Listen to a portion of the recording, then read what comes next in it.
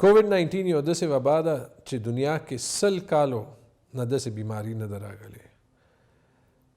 په 2020 کې مونږه کووډ-19 اولنې لهر په ګرمیانو کې تیر کو. پاکستان او خیبر پختونخوا ورسره ډېره ښه مقابله وکړه.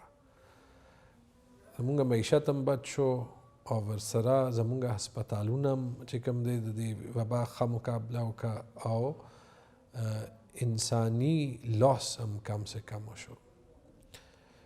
اوس په یخنیانو کې د دې دویم لهر راځي او ټولو خلکو ته دا گزارش دی چې د دویم لهر کې هم زمونږ ستاسو د مدد ضرورت دی. خاص طور باندې که خلک چې کله بهر وځي او خلکو ترمنځ یو ماسک نه اچوي نو دا به زر پھیلاویږي. لاسونه ملاول په ګڼو کې تله که واده وي که هغه جلسه جلوس وي هغې کې دا یو کس نه بل کس ته زر پھیلاویږي. زمونږ هسپتالونه هم یو ځل بیا ډکېده شروع شوه. زمونږ ستاسو مدد پکار دی چې د یخنیانو کې هم مونږ خپل هسپتالونه هغو خلکو له برقرار وساتو چې چاته زیات ضرورت دی.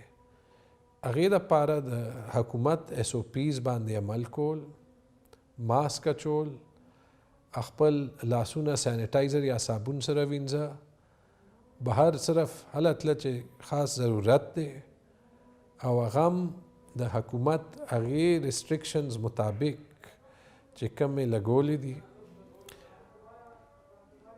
خلکو سره چې ملاویږئ نو سماجي فاصله د 6 فوټو فاصله ساته.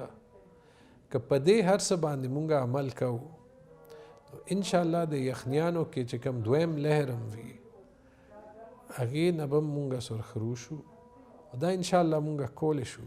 معیشت به هم پاتې شي، د صحت نظام به هم پاتې شي، تاسو به هم څوک ونه وینئ چې تاسو ته عزیز وي او خدای مکه هغه ته کووډ-19 نه څه نقصان ورسي.